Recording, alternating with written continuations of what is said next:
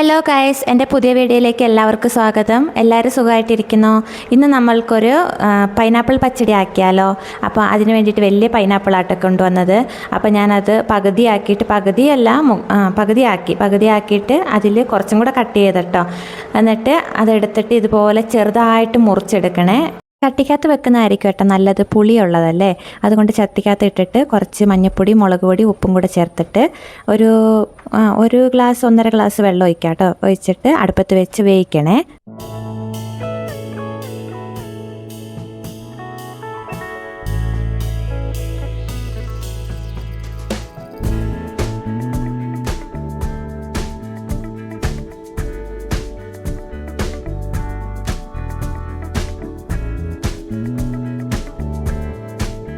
അത് കഴിഞ്ഞ് അതിലേക്ക് അരച്ച് ചേർക്കാൻ വേണ്ടിയിട്ട് ഒരു ജാറെടുത്തിട്ട് അതിലേക്ക് കുറച്ച് തേങ്ങ, ഒരു ചെറിയ തേങ്ങയുടെ ഒരു പകുതി മുറി എടുത്തു.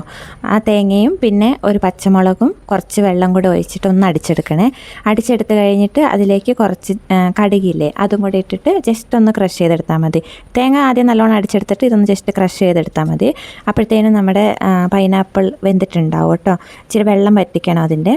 എന്നിട്ട് ഈ അരച്ച് വെച്ച അരപ്പുണ്ടല്ലോ അതിലേക്ക് ചേർത്ത് കൊടുത്തിട്ട് നല്ലപോലെ മിക്സ് ചെയ്യണേ.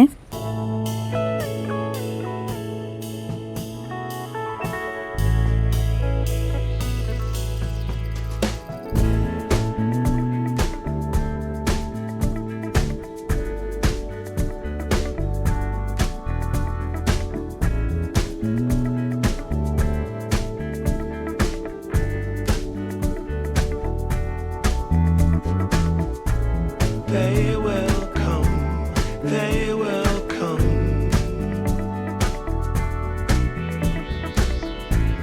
like the sun. മിക്സ് ചെയ്ത് കഴിഞ്ഞിട്ട് അതിലേക്ക് നമ്മൾ ശർക്കര ചേർക്കും കേട്ടോ. ഒരു അച്ച് ശർക്കരയുടെ പകുതി എടുത്താൽ മതി കേട്ടോ. അത് ഇട്ടിട്ട് നല്ലപോലെ ഇളക്കി കൊടുക്കണം. എന്നിട്ട് ഇച്ചിരി വെള്ളം കുറവായിരുന്നു, ഒത്തിരി കുറുകിയ പോലെയായിരുന്നു. അതുകൊണ്ട് ഇച്ചിരി വെള്ളം ഒഴിച്ചിട്ടോ. എന്നിട്ട് നല്ലപോലെ ഒന്ന് മിക്സ് ചെയ്ത് കൊടുക്കണം.